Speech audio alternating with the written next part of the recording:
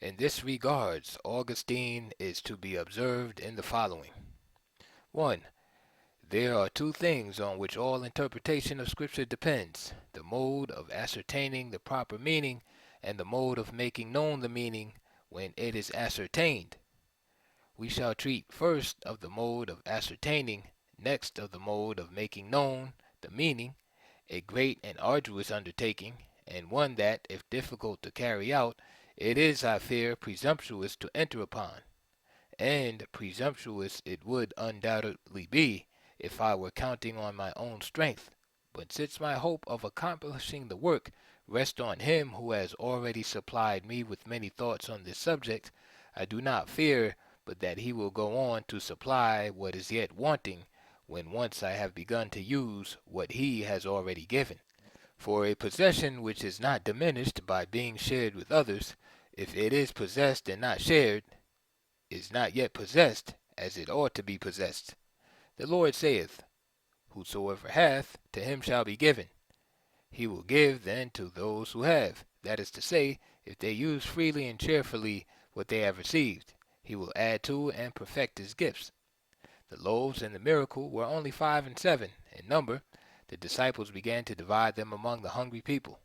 But when once they began to distribute them, though the wants of so many thousands were satisfied, they filled baskets with the fragment that were left.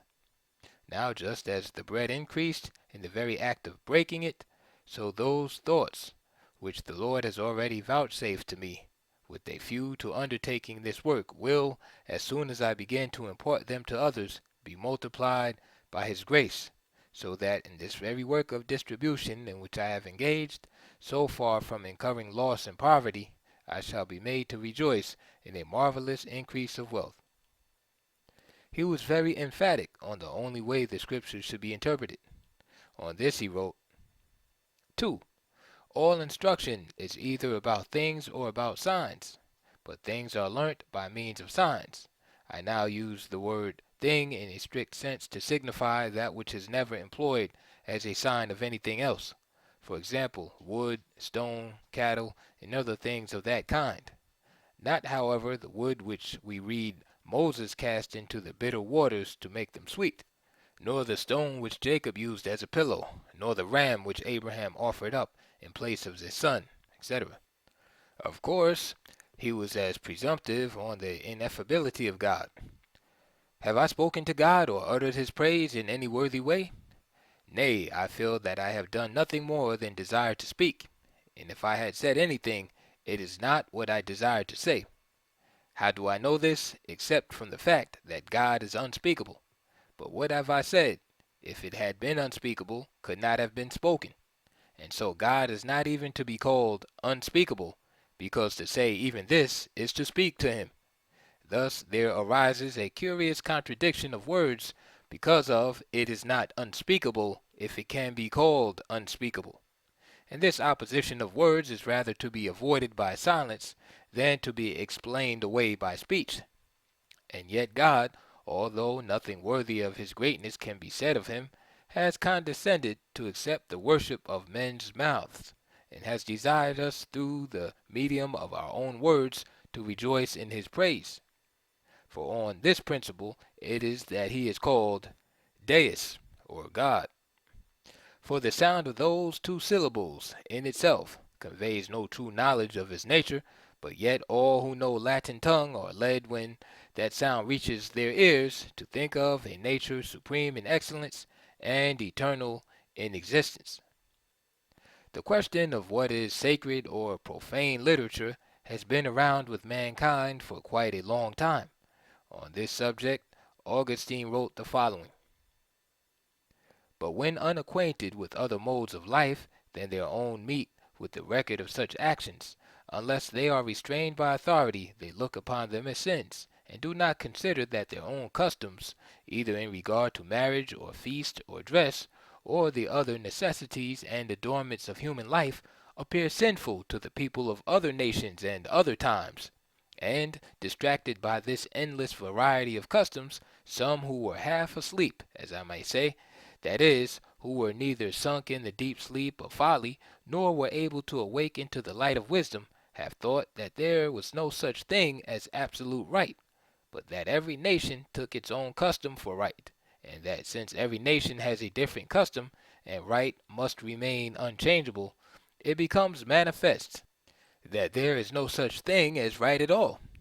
Such men did not perceive, to take only one example, that the precept, "Whatsoever ye would that men should do to you, do ye even so to them," cannot be altered by any diversity of national customs.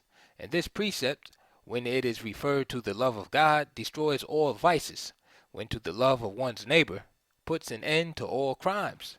For no one is willing to defile his own dwelling. He ought not, therefore, to defile the dwelling of God, that is, himself.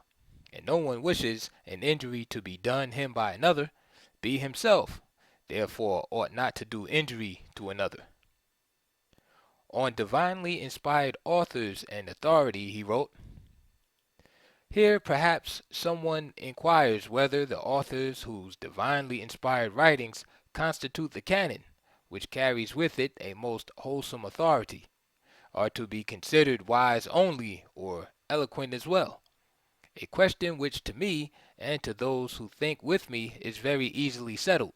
For where I understand these writers, it seems to me not only that nothing can be wiser, but also that nothing can be more eloquent. And I venture to affirm that all who truly understand what these writers say perceive at the same time that it could not have been properly said in any other way." Augustine's writings, as seen in this work, although only a very limited amount of extracts from three of his most famous, show much of the insight he revealed to his fellow Christians, which made them adopt his teachings as the basic concepts of Christianity, as developed in the North African Church under indigenous Africans, from the 4th through the present 20th century. For example, in speaking about and against the Manichaeans, Augustine called upon Scriptures, as he always did, to convince his audience.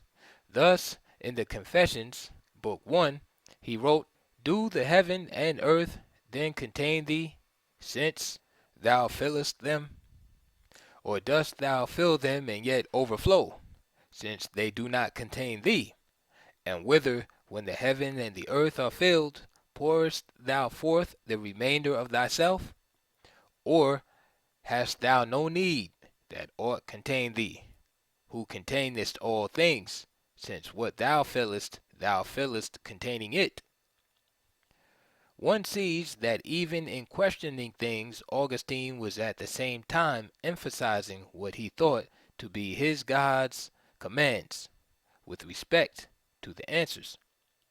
This type of questionary directives have become the standard procedural escape for members of the Christian clergy to this very date, and the clergy have since employed it as a means of answering all questions for which they do not have any hard and fast answers, especially for questions dealing with the origin of God himself or the realism of Christ's virgin birth. Augustine not only taught his Christian brethren on Christian doctrines, he also taught them how to apply their own feelings and propaganda of the faith in his book 4 of this same quoted title. For example, in chapter 30, subtitled, "The Preacher Should Commence His Discourse with Prayer to God," but it was Augustine who would do this best, as it is seen in subsection 63 of the above mentioned work. But whether a man is going to address the people or to dictate what others will deliver or read to the people, he ought to pray God to put into his mouth a suitable discourse. For if Queen Esther prayed when she was about to speak to the king touching the temporal welfare of her people, that God put fit words into her mouth, how much more ought he to pray for the same blessing who labors in word and doctrine for the eternal welfare of men? Those again who are to deliver what others compose for them ought, before they receive their discourse, to pray for those who are preparing it. And when they have received it, they ought to pray both that they themselves may deliver it well, and that those to whom the address it may give ear, and when the discourse has a happy issue, they ought to render thanks to him from whom they know such blessings come. so that all the praise may be his, in whose hand are both we and our words. Typical of his technique, Augustine called upon the book of Esther, chapter 4, verse 16, and Wisdom, chapter 7, verse 16, for scriptures that would gain for himself what he obviously believed to be biblical approval. Even in recognizing his own limitations, Augustine made it seem that through himself and his own teachings were the only ways to salvation. This is best seen in the last chapter in On Christian Doctrines, Book 4. This book has extended to a greater length than I expected or desired, but the reader or bearer who finds pleasure in it will not think it long. He who thinks it too long, but is anxious to know its contents, may read it in parts. He who does not care to be acquainted with it need not complain of its length. I, however, give thanks to God that with what little ability I possess, I have in these 4 books striven to depict not the sort of man I am myself, for my defects are very many, but the sort of man he ought to be, who desires to labor in sound, that is, in Christian doctrine, not for his own instruction only, but for that of others also. Much of the dogmatism in European and European American style Christianity today comes from the positions and attitudes in Augustine's writings. However, it is frequently stated that, quote, St. Augustine's brilliance was due to his study of the works of Homer, Socrates, Plato, Virgil, Aristotle, and other Greeks. While it is true that Augustine ardently studied the works of the Greeks mentioned above, it is equally true that their works came down from the teachings they received from the indigenous Africans of Egypt or Sais, Ethiopia or Cush, and other indigenous Africans of the nations along the 3 branches of the Nile River, the Blue Nile, White Nile, and Atbara River, also from North, West, East, and Central Africa, Alkebulan. This is best shown in Yosef ben Jochannon's Black Man of the Nile. All of these Africans were influenced by other indigenous Africans further south of Mediterranean North Africa, above and below the equator. For example, was it possible for Aristotle, who was never known to have written a single book before he left his native Greece, to suddenly write over 1,000 books after he joined Alexander the Great in the invasion and conquest of Egypt in 332 BC? And was it possible that he and the thousands of Greek students he imported into Egypt for the sole purpose of being taught by indigenous African teachers from the books and other documents of the royal libraries which Alexander captured and Ptolemy I seized, did not claim most of the indigenous African works as their own?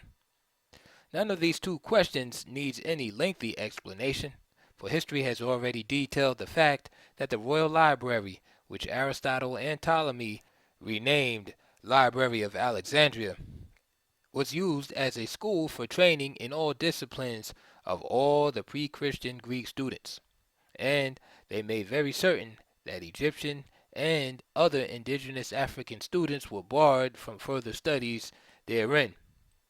Yet the first teachers of these and former Greeks were all indigenous African priests of the quote-unquote mysteries.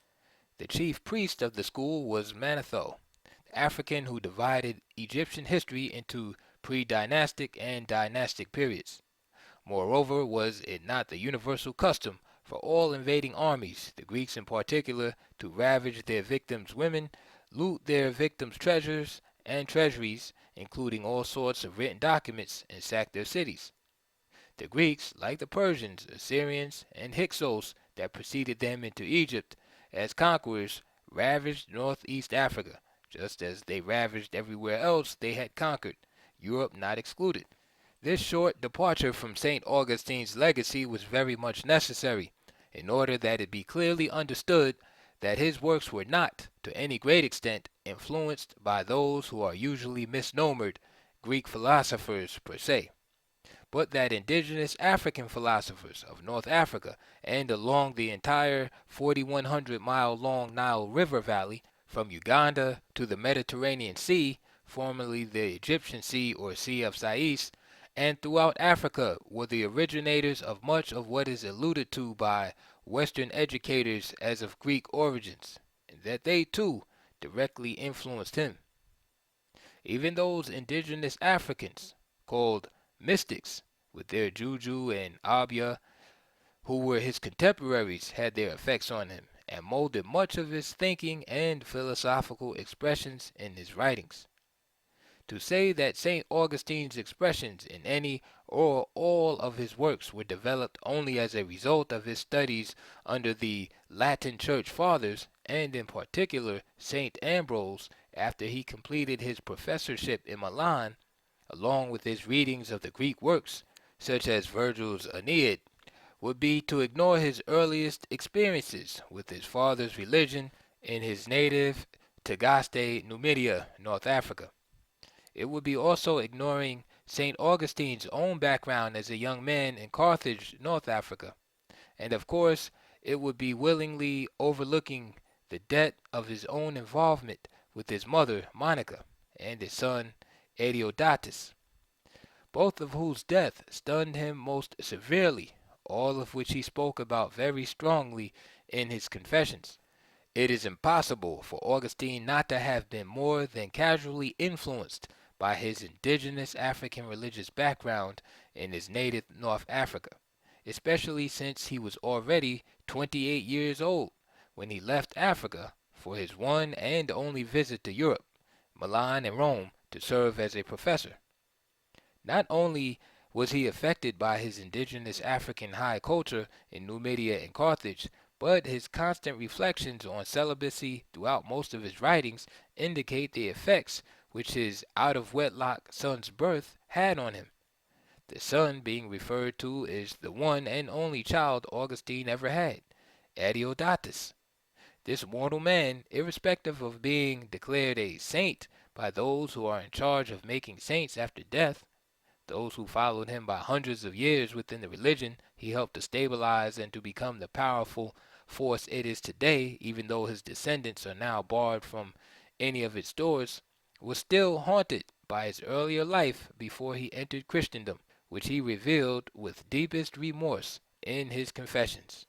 To say that St. Augustine's early life, on the other hand, was a sordid one, as so many have stated in hundreds of works dealing with sin and righteousness, is a value judgment which only those whose particular morals and religious convictions follow such directions, for it is obvious, or it should be, that none of his early youth indulgences were against the social mores or religious scruples of the majority of the people of Carthage before the dominance of that country's indigenous and traditional culture, which included religion and social mores by the people of the new religion, Christianity. The truth of the matter is best expressed in St. Augustine's own work, when he said that, quote, each nation has its own morals, etc. The fact that St. Augustine's father, Patricius, never saw it fitting to convert to the new religion from Manichaeism also had to have its effect on him. It had to have certain adverse reactions on him, as his respect and deep love for his non-Christian father, Patricius, was as crucial as that for his mother, Monica, who was a convert from the same religion of his father, Manichaeism, to Christianity. Is it to be assumed that they did not carry over any of their beliefs from Manichaeism into Christianity? If so, then Christianity is also free from the carryovers from the Hebrewism, also called Judaism in modern times. The strange fact in this specific argument is that St. Augustine nowhere mentioned any difficulty between his parents as a result of their differences in religious persuasions, and he did not indicate if either parent tried to convince the other of which was the right or wrong way to religious conscience. One can then conclude that there was individual tolerance and religious freedom throughout Numidia and Carthage during St. Augustine's youthful days, both countries at the time being Roman provinces. What is so different in St. Augustine's writing in On Christian Doctrines from other indigenous Africans expressed in voodoo, juju, dambalaquedo, and other traditional African religions except for the Godhead, Jesus Christ, which makes Christianity quote unquote truth and the others mentioned a lie? The answer is belief, and sometimes this belief is manifested with gunpowder and or economic persuasion, as seen in Mr. Achebe's book, Things Fall Apart, in the first chapter of this work. Christianity, like Judaism and Islam, is not static. It too adds to its own development from every culture and religion in which it comes into contact, all of which is in evidence in St. Augustine's writings with respect to libations, oracles, Greek philosophers, etc. In Egypt, or Sais, Christianity was basically indigenous Egyptian in almost every aspect. As Christianity moved across North Africa to Numidia and Carthage, birthplaces of the African Christian fathers of the Church, the indigenous Africans there reformed and adopted much of its Egyptian format to suit Numidian and Carthaginian culture and religious customs. And as Christianity entered each European colonized nation throughout Asia, the Americas, and the islands of the world, it became the national religion through force and violence. Yet, Christianity was forced to accept many of the local taboos in order to co-opt the local religion. This was done in the name of Jesus Christ. Yet, with soldiers marching with guns, as they sang, "Onward, Christian soldiers, marching unto war with the cross of Jesus," etc., at the same time suppressing all other religions, forgetting their own oppression. This type of behavior is not only common to Christian institutions, each and every other religious institution powerful enough to finance mercenaries or build its own armies, such as the ancient Hebrews in the Bible, and Muslims through their jihads have been willing and did enforce its will upon unbelievers, those who had other religions which their forerunners passed down to them, and they have done so all through history, stopping only when they too become too weak militarily. But Christianity, which suffered a most terrible beginning, today has become the major religion of the people whose fortune or misfortune it is to control the most extensive arsenal of weapons of destruction the world has ever witnessed. The Christian nations have used such power to their own selfish gain. They are also able to control the less fortunate peoples of the entire world, along with communism, in a manner which millions cannot call Christ-like or even the Christian way of life, as established in North Africa. This is still true, and it was especially so during the periods of imposed slavery when mankind purchased his brother in chains and enforced colonialism upon the indigenous African peoples of Africa, Asia, and the Americas. It was also true to some extent when most of the smaller national groupings in Europe were subjected to a similar type of treatment. These acts are considered part of the same Christian development that the African fathers of Christendom, Tertullian, St. Cyprian, and St. Augustine, crystallized in the North African Church and influenced the European Church. To this there is not the slightest bit of truth. It is necessary at this juncture to examine St. Augustine's acceptance or rejection of the Greek and Latin Church Fathers' teaching, also of the so-called Greek philosophers. In so doing, one must pay very careful attention to the exception Augustine took to Cicero's mannerism in refuting the Stoics. For example, in chapter 9, paragraph 1, he wrote, "And this he," Cicero, "attempts to accomplish by denying there is any knowledge of future things, and maintains with all his might that there is no such knowledge either in God or man, and that there is no predictions of events. Thus he both denies the foreknowledge of God, and attempts by vain arguments and by opposing to himself certain oracles very easy to be refuted, to overthrow all prophecy, even such as is clearer than the light, though even these oracles are not refuted by him." Besides differing with Cicero, one finds Augustine holding steadfast to the Manichaeans' belief in oracles, a carry-over from his early indigenous religion, which he was born into in his native Numidia, North Africa. Yet he also condemned Cicero for believing in one Greek god, Jupiter, as he questioned Cicero's quoting the following Homeric verse from the Odyssey, book number 18, pages 136 and 137. Such are the minds of men, as is the light which Father Love himself doth pour illustrious over the fruitful earth. Indigenous African religions and Western religions broadly cite certain basic characteristics common to all religions, yet they are regarded as paganism by the current practitioners of Christianity, Islam, and Judaism when applied to Africa and the indigenous African peoples. This is also noted in St. Augustine's defense of Christian oracles, as he condemns the Greek paganism, that which he chose to call Greek mythology. But in his zeal, he then, like others now, failed to take note that the mythology in the so-called Western religions, Judaism and Christianity, sometimes Islam, stemmed from the original source, the source in Africa where the Greeks received their fundamentals in philosophy. What is an oracle anyway? In common parlance, it is no more or less a fortune teller than any local gypsy mystic one sees around the neighborhood giving out numbers for the local bookies. They were supposed then, as they are now, to be able to prophesy the future. Of course, the best ones were those who belonged to the religion of the person they had served. In the case of St. Augustine, it was the oracles that damned the Greek gods and blessed the Hebrew and Christian gods.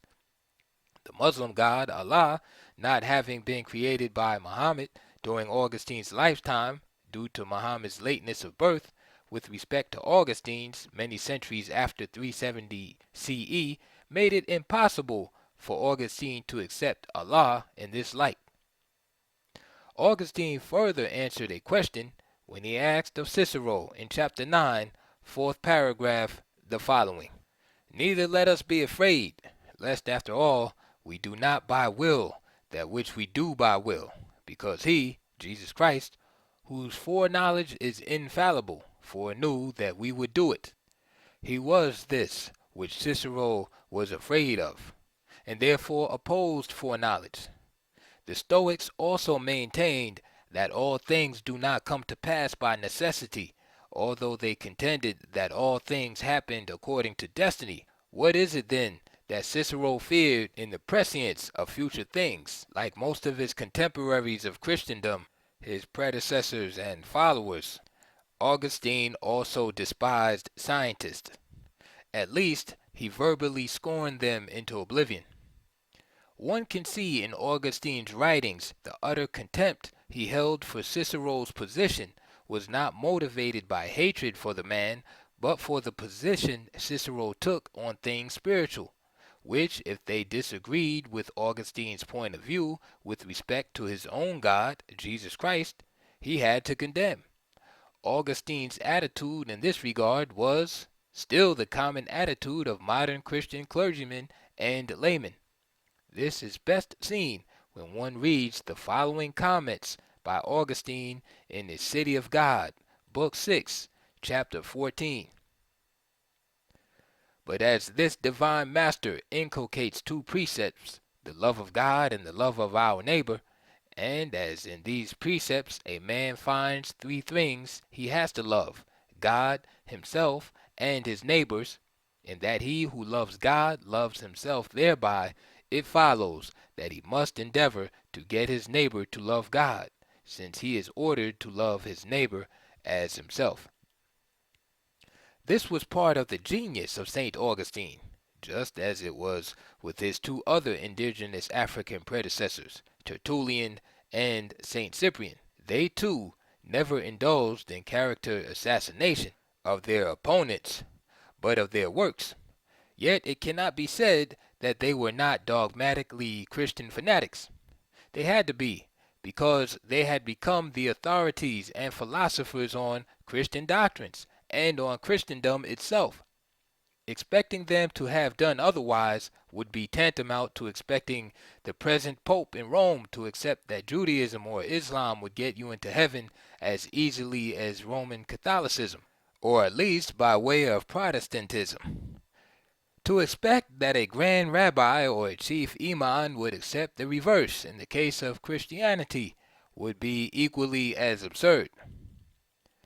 And therefore, although our righteous father had slaves and administered their domestic affairs so as to distinguish both the condition of slaves and the heirship of sons in regard to the blessings of this life, yet in regard to the worship of God, Jesus Christ, in whom we hope for eternal blessings, they took an equally loving oversight of all members of their household. The above comment followed chapter 15, the last sentence of St. Augustine's book, Holy City of God, in which he also wrote the following: And therefore the apostle admonishes slaves to be subject to their masters and to serve them heartily and with good will, so that, if they cannot be freed by their masters, they may themselves make their slavery in some sort free, by serving not in crafty fear, but in faithful love, until all unrighteousness pass away, and all principality and every human power be brought to nothing, and God be all in all. St. Augustine's compassionate feelings for the slaves he was speaking of did not make him react differently when he responded to Cicero's position on prophecy or the oracles. He still saw in this brutal relationship between man to man, with a sense of tranquility for the slaves, that is, if they maintained law and order, and were obedient to their masters and to Jesus Christ. This type of logic still permeates the thinking of modern Christians, as it prevails in European-style Christian ethics and practices within the so-called Christian nations of the world and other smaller communities. A kind of don't rock the boat, Jesus will take care of it all philosophy. In these areas, St. Augustine's philosophical, moral, and spiritual thoughts in his writings reflected the Romanized African upper-middle-class background from which he came. This was especially true because of the following reasons. A. It must be remembered that he was already 28 years of age before he began any serious devotion to the new religion, Christianity. B. That his father, Patricius, was a minor official in the provincial government of the native Numidia, a position which Augustine condemned other Africans for holding in the Roman Empire. C. That he had grown up within a system which normally accepted and benefited immensely from the proceeds of slavery. D. And that the North African Christian Church itself had become engaged in slavery, to the extent that many of its highest officials benefited to the point of becoming some of the wealthiest slave masters.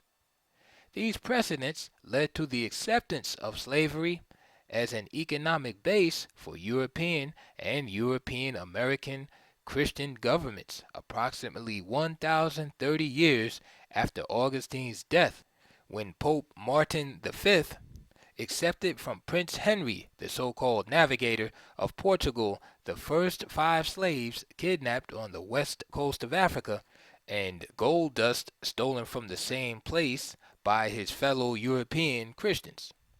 This conduct of European-style Christian depravity that enhanced Augustine's followers' coffers, both secularly and religiously, was yet to be the basis for the expansion of slavery, as it became the major source of Christendom's financial empire 535 years later, at which time the Right Reverend Bishop Bartolomeo de las Casas, 1474 to 1566 CE, got King Charles I of Spain and Pope Clement VII, Giulio de' Medici, to endorse the inauguration of the infamous chattel slave trade that introduced the genocidal depopulation of the entire continent of Africa and the forced migration of millions of Africans to the quote-unquote New World, which to a great extent continues on today.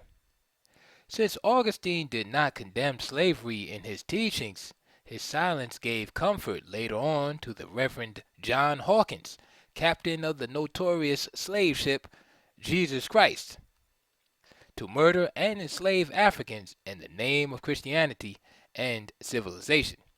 But slavery was also ordained by the Hebrews against the Amalekites, Hittites, Moabites, and others before they finally committed genocide against them, just as the European Christians sang their religious war chants, "Onward, Christian soldiers, marching on to war," etc., in memory of the cross of Jesus they carried as they enslaved the Muslims during the various crusades, justifying their barbarous actions of what they claim was a call from God to save the world.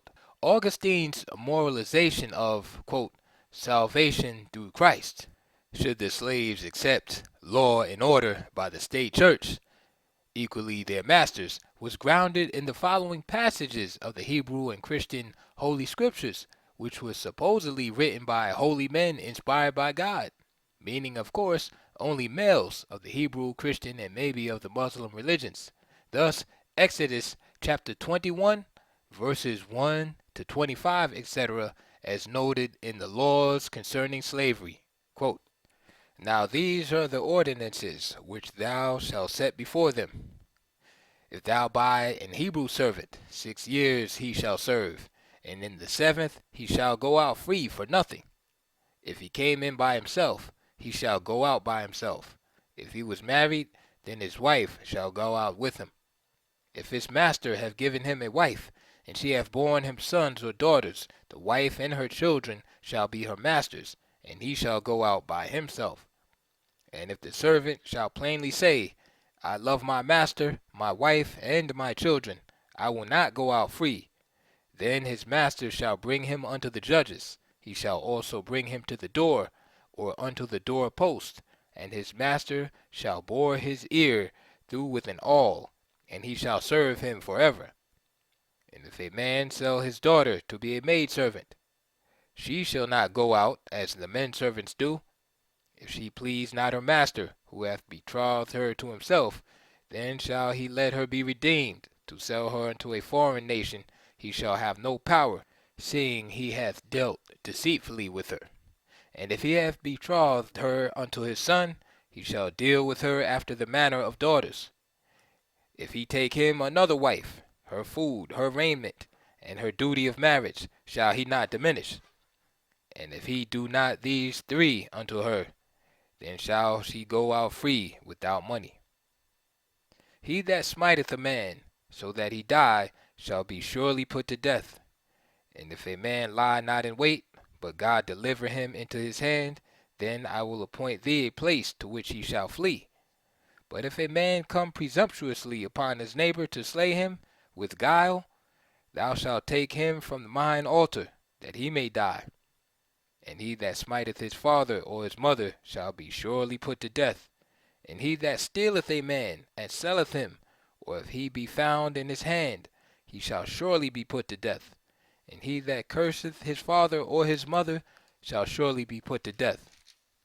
And if men strive together, and one smite another with a stone or with his fist, and he die not, but keepeth his bed, if he rise again and walk abroad upon his staff, then shall he that smote him be clear, only shall pay for the loss of his time, and shall cause him to be thoroughly healed. And if a man smite his servant or his maid with a rod, and he die under his hand, he shall be severely punished. Notwithstanding, if he continue a day or two, he shall not be punished, for he is his money. If men strive, and hurt a woman with child, so that her fruit depart from her, and yet no mischief follows, he shall be surely punished, according as the woman's husband will lay upon him, and he shall pay as the judges determine. And if any mischief follows, then thou shalt give life for life, eye for eye, tooth for tooth, hand for hand, foot for foot, burning for burning, wound for wound, stripe for stripe.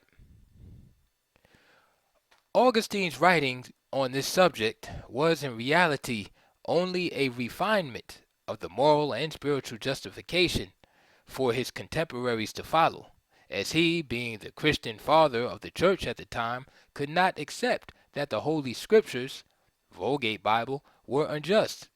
As such, he completely appeased the slave masters, Jewish and Christians alike, to the fullest of his ability, as seen in the last sentence of his City of God, Book 19, Chapter 20. He wrote, "For the true blessings of the soul are not enjoyed, for that is no true wisdom which does not direct all its prudent observations, manly actions, virtuous self-restraint, and just arrangements to that end in which God shall be all in a secure eternity and perfect peace." One must understand, however, that St. Augustine did not acquiesce to racial, religious, or national identification as the means by which a specific group was most fitted for enslavement, as do the Calvinist, Latter-day Saints or Mormons, and other white Protestant, Roman Catholic, and Jewish sects in the southwestern and southeastern sections of Africa. Also others of these contemporaries in the United States of America. He saw the institution of slavery, when every type of humanity was enslaved, to slave masters who were as varied as their slaves, which included Europeans, Asians, and Africans as masters and slaves. As a matter of fact, Augustine's homeland was a part of the coast of the Barbary. Jane Soam's book of like name so correctly described later on Christian writers of all types, including the Roman Catholic Christian missionary Raymond Lull of the world-famous Lull Reports, who did everything within his power to become a martyr for Christendom, also came and lived to stem the tide of Islam. It was also a place where the vast majority of the slaves came from as far off as Angloland, England or Britain, and were of European origin, Caucasian or white. In dealing with political matters, St. Augustine severely criticized Cicero's work, De Republica, in which Cicero supported Scipio Afer's, or Africanus, or Scipio the African, definition of just what is the vital fabric of any republic. As such, one finds St. Augustine writing the following remarks in his City of God, Book 19, Chapter 21. "This, then, is the place where I should fulfill the promise I gave in the second book of this work, and explain, as briefly and clearly as possible, that if we are to accept the definitions laid down by Scipio in Cicero's De Republica, there never was a Roman Republic, for he briefly defines a republic as the will of the people, and if this definition be true, there never was a Roman Republic, for the people's will was never attained among the Romans. For the people, according to his definition, is an assemblage associated by a common acknowledgment of right and by a community of interest. And what he means by a common acknowledgment of right, he explains at large, showing that a republic cannot be administered without justice. Where, therefore, there is no true justice, there can be no right. For that which is done by right is justly done, and what is unjustly done cannot be done by right.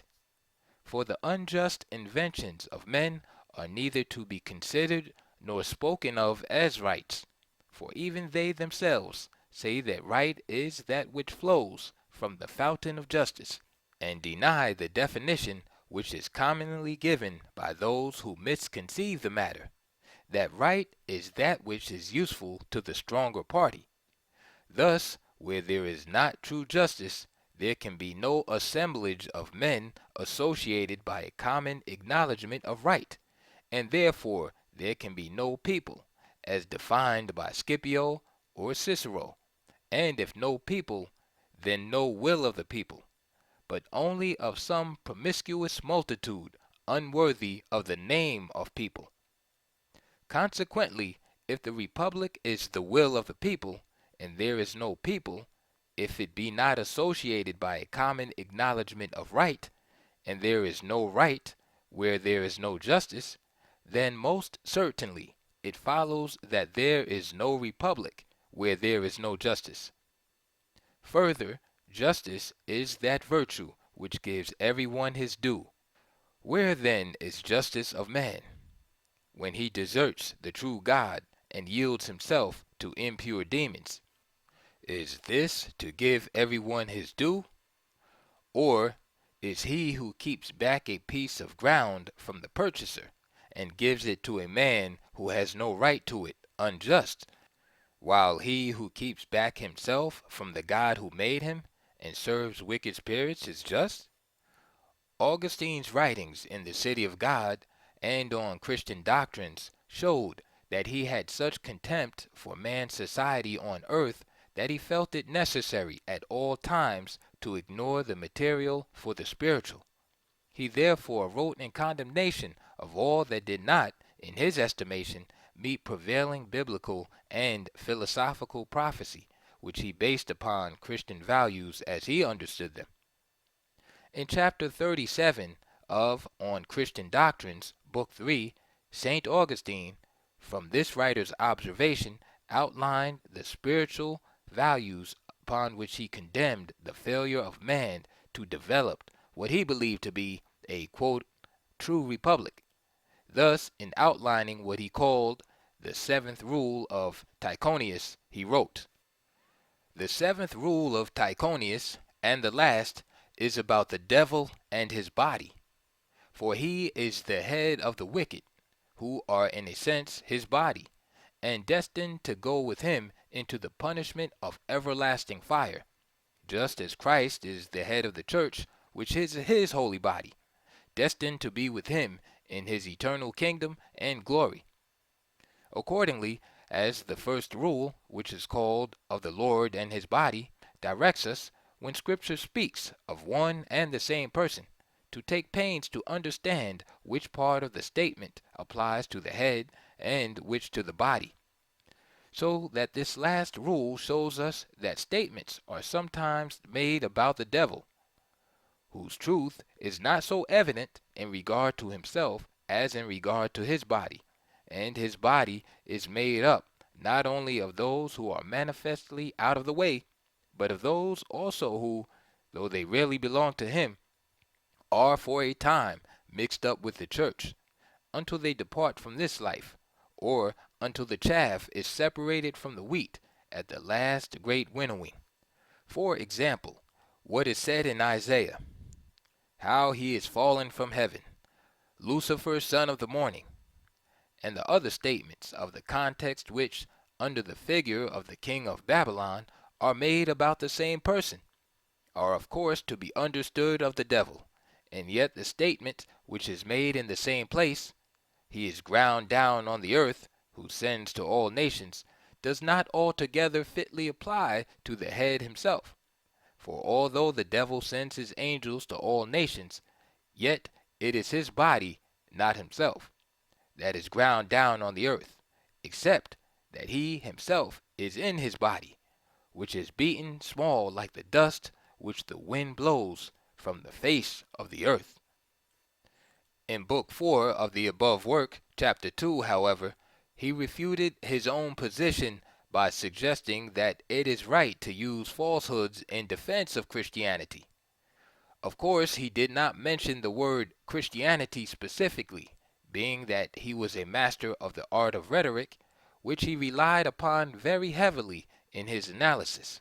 For example, on the issue of rhetoric, Augustine wrote, "This work of mine, which is entitled On Christian Doctrine, was at the commencement divided into two parts, for after a preface, in which I answered by anticipation those who were likely to take exception to the work, I said, there are two things on which all interpretation of Scripture depends, the mode of ascertaining the proper meaning, and the mode of making known the meaning when it is ascertained.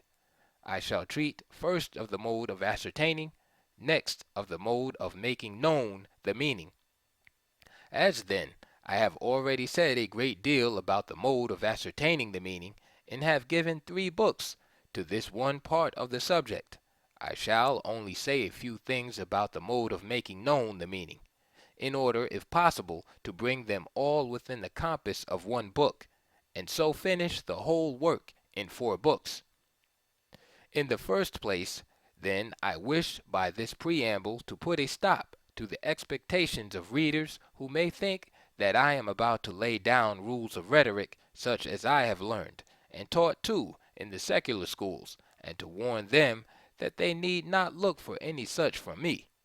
Not that I think such rules of no use, but that whatever use they have is to be learned elsewhere, and if any good man should happen to have leisure for learning them, he is not to ask me to teach them either in this work or any other.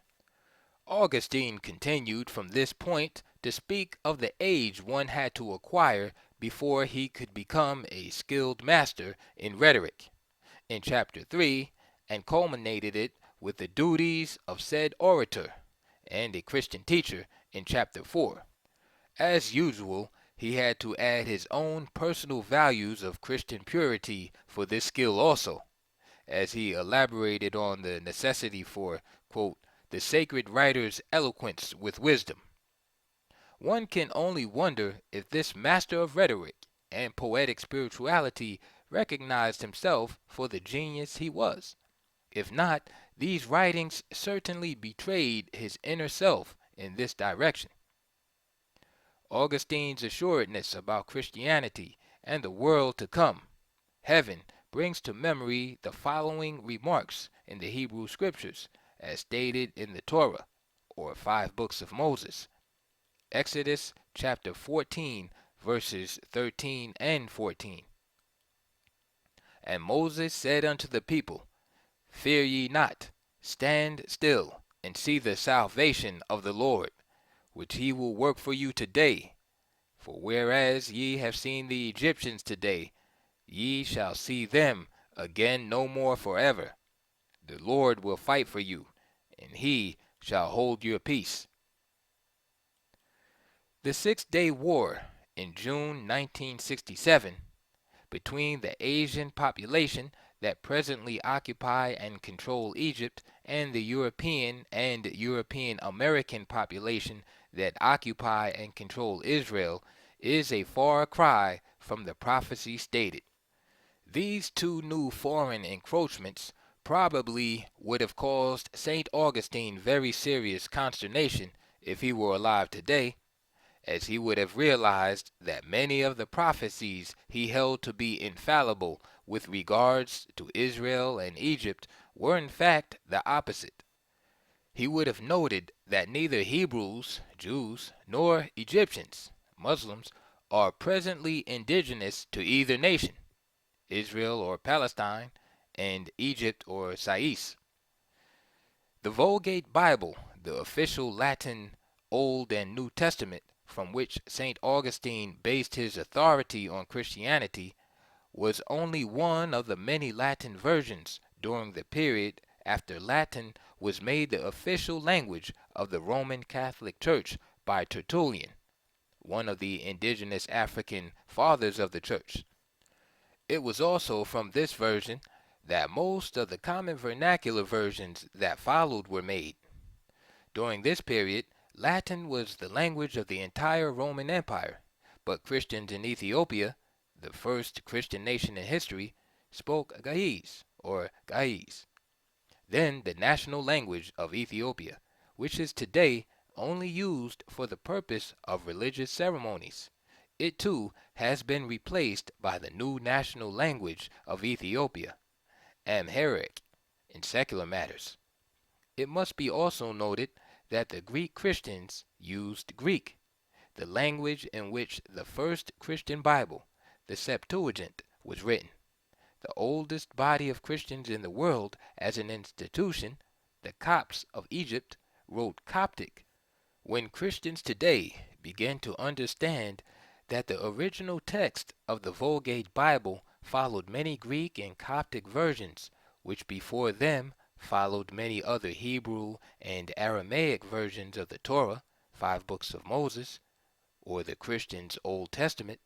Hopefully, they will begin to question just how much of the current allegedly original stories within any of them are truly valid or truthful. The Vulgate version, however, is the only version in which St. Augustine and St. Ambrose, along with the other church fathers, labored.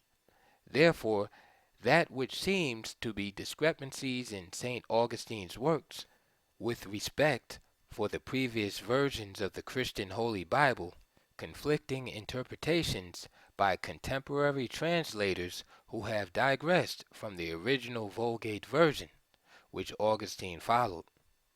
In conjunction with the latter remarks, the following work by another of the indigenous Africans known to the world as the Fathers of the Church, Caecilius Cyprianus, Saint Cyprian, while Bishop of Carthage, 249 to 258 CE, was written. The pitiful condition of the lapsed, the result of general laxity, verses 4 to 6. Verse 4. These heavenly crowns of the martyrs, these spiritual triumphs of the confessors, these outstanding exploits of our brethren cannot, alas, remove one cause of sorrow, that the enemy's violence and slaughter has wrought havoc amongst us, and has torn away something from our very heart, and cast it to the ground. What shall I do, dear brethren, in the face of this? My mind tosses this way and that. What shall I say? How shall I say it? Tears and not words can alone express the grief which so deep a wound in our body calls for, which the great gaps in our once numerous flock evoke from our hearts. What could be so callous, so stony-hearted, who so unmindful of brotherly love as to remain dry-eyed in the presence of so many of his own kin who are broken now, shadows of their former selves, disheveled in the trappings of grief? Will he not burst into tears at the sight of them, before finding words for his sorrow? Believe me, my brothers, I share your distress, and can find no comfort in my own escape and safety. For the shepherd feels the wounds of his flock more than they do. My heart bleeds with each one of you. I share the weight of your sorrow and distress. I mourn with those that mourn. I weep with those that weep. With the fallen, I feel I have fallen myself. My limbs too were struck by the arrows of the lurking foe. His angry sword pierced my body too. When persecution rages, the mind of none escaped free and unscathed. When my brethren fell, my heart was struck, and I fell at their side. The above quotation is an English translation by Maurice Bevineau from the Latin original of The Lapsed. He also translated Saint Cyprian's The Unity of the Catholic Church, of which the following is taken. The Unity of the Catholic Church. The devil's wiles must be unmasked and overcome by obedience to Christ's commands. Verses 1 and 2. Our Lord solemnly warns us, "You are the salt of the earth," and bids us in our love of good to be not only simple, but prudent as well. Accordingly, dearest brethren, what else ought we to do but be on our guard and watch vigilantly, in order to know the snares of our earthly foe and to avoid them? Otherwise, after putting on Christ, who is the wisdom of God the Father, we may be found to have failed in wisdom for the care of our souls. For it is not persecution alone that is to be feared, nor those things which advance by open attack to overwhelm and cast down the servants of God. Caution is more easy where danger is manifest, and the mind is prepared beforehand for the contest when the adversary avows himself. The enemy is more to be feared and to be guarded against when he creeps on us secretly, when, deceiving by the appearance of peace, he steals forward by hidden approaches, whence also he has received the name of the serpent. That is always his subtlety. That is his dark and stealthy artifice for circumventing man. Thus, from the very beginning of the world he deceived, and, flattering with lying words, he misled inexperienced souls by an incautious credulity. Thus he endeavored to tempt the Lord himself. He secretly approached him, as if he would creep on him again and deceive. Yet he was understood and beaten back, and therefore prostrated, because he was recognized and detected. From which an example is given us to avoid the way of the old man, to stand in the footsteps of a conquering Christ, that we may not again be incautiously turned back into the nets of death, but, foreseeing our danger, may possess the immortality that we have received. But how can we possess immortality unless we keep those commands of Christ, whereby death is driven out and overcome, when he himself warns us, and says, if you will enter into life, keep the commandments. And again, if you do the things that I command you, henceforth I call you not servants, but friends. Finally, these persons he calls strong and steadfast. These he declares to be founded in robust security upon the rock, established with immovable and unshaken firmness, in opposition to all the tempests and hurricanes of the world. Whosoever, says he, hears my words and does them, I will liken him unto a wise man that built his house upon a rock. The rain descended, the floods came, the winds blew, and beat upon that house, and it fell not, for it was founded upon a rock. We ought therefore to stand fast on his words, to learn and do whatever he both taught and did. But how can a man say that he believes in Christ, who does not do what Christ commanded him to do? Or whence shall he attain to the reward of faith, who will not keep the faith of the commandment? He must of necessity waver and wander, and, caught away by a spirit of error, like dust which is shaken by the wind, be blown about, and he will make no advance in his walk toward salvation, because he does not keep the truth of the way of salvation. Cyprian continued in chapters 3 to 5 to warn against heresy and schism, noting that Christ founded the church on Peter. One can see the very distinct differences between Saint Cyprian and Saint Augustine. Also Tertullian's work, in the following abstracts taken from one of the latter's masterpieces, the treatise against Hermogenes, as translated into English from the original Latin text by J. H. Wozniak. In describing Hermogenes, Tertullian wrote, Forward. Who is Hermogenes? We are accustomed, for the purpose of shortening argument, to lay down the rule against heretics of the lateness of their date. For in as far as by our rule priority is given to the truth, which also foretold that there would be heresies, in so far must all later opinions be prejudged as heresies, being such as were, by the more ancient rule of truth, predicted as one day to happen. Now the doctrine of Hermogenes has this taint of novelty.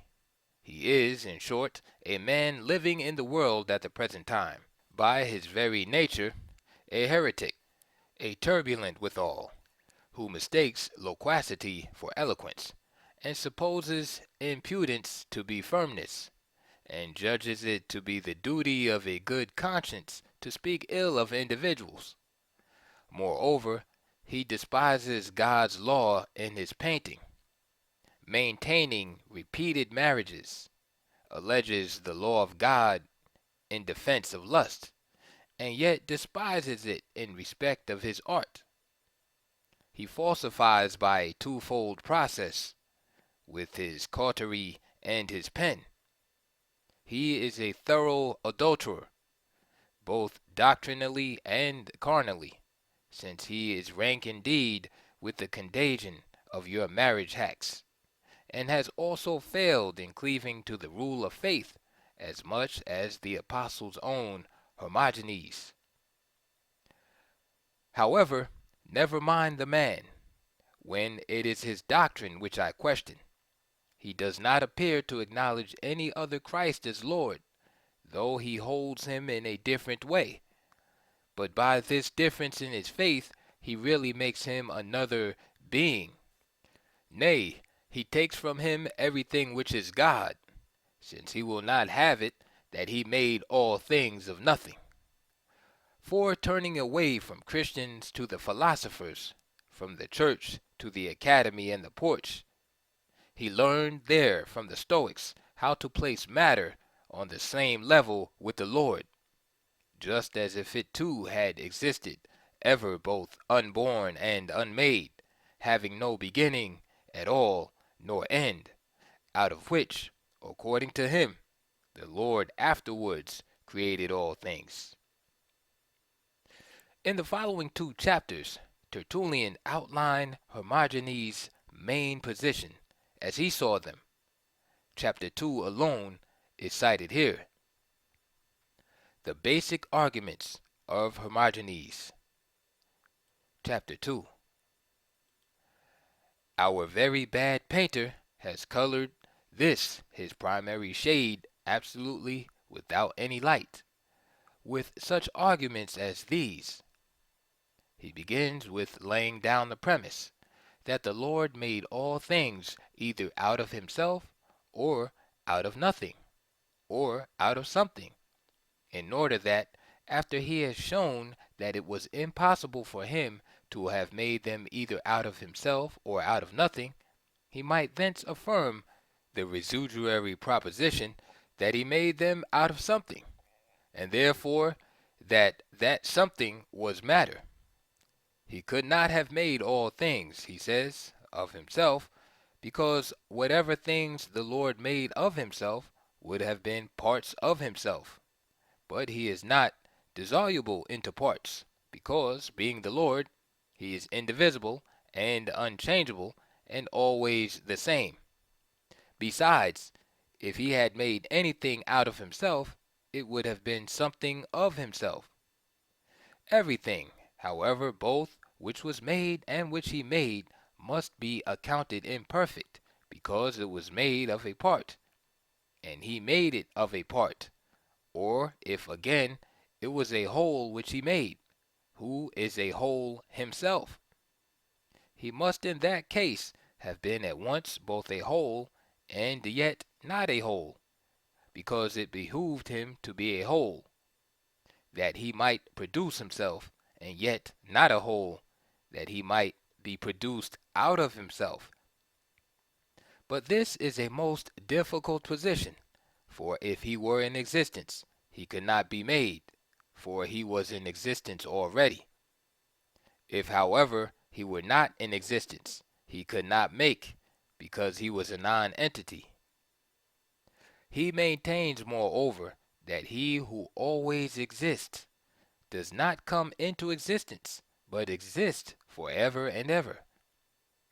He accordingly concludes that he made nothing out of himself, since he never passed into such a condition as made it possible for him to make anything out of himself. In like manner, he contends that he could not have made all things out of nothing.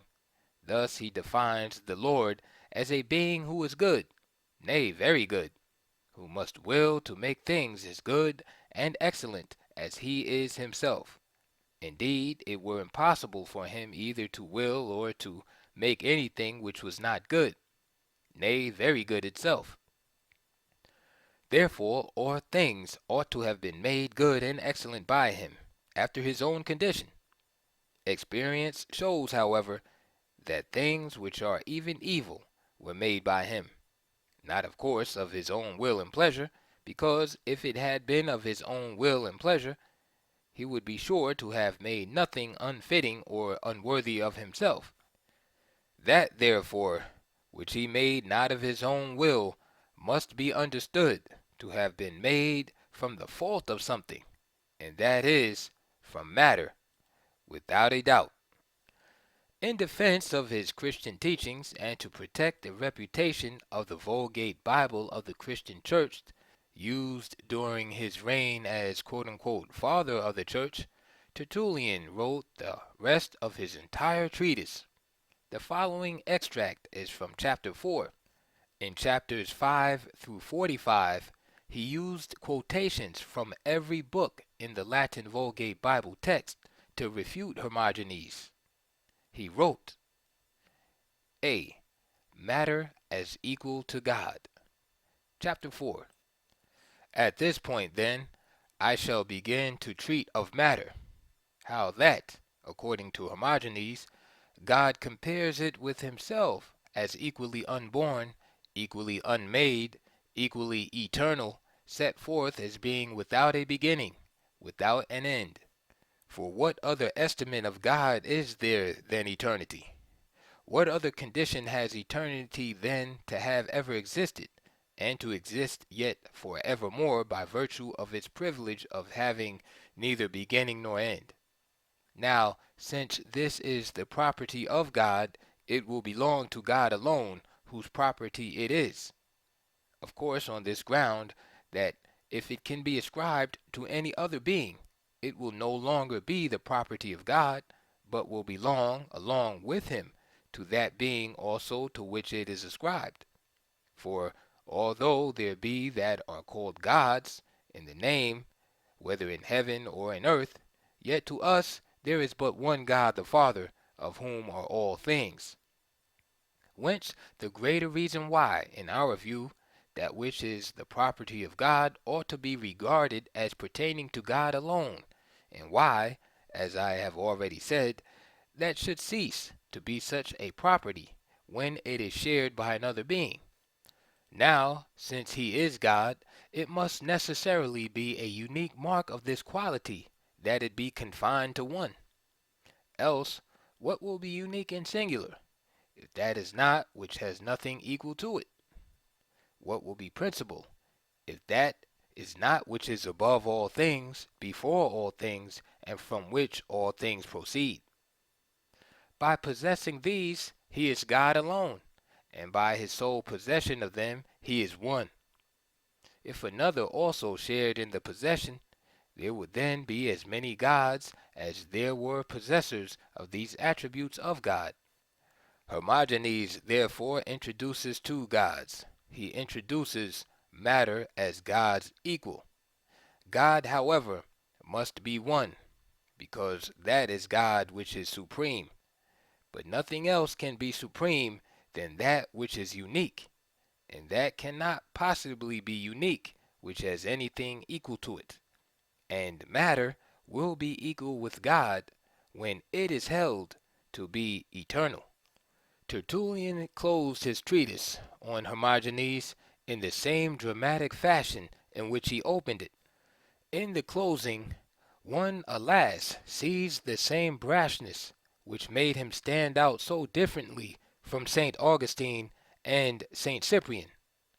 For whereas his other two indigenous African successors, fathers of the Church, were solely theologians concerned primarily with the soul and its heavenly entry, also law and order in the Church, he, on the other hand, was engaged with challenging individuals, including the hierarchy of the Church in Rome and North Africa, who dared to differ with what he felt was truth in relationship to his own religious tenets, in respect to the role of the Church and social action as against its heavenly goals of sending people to heaven.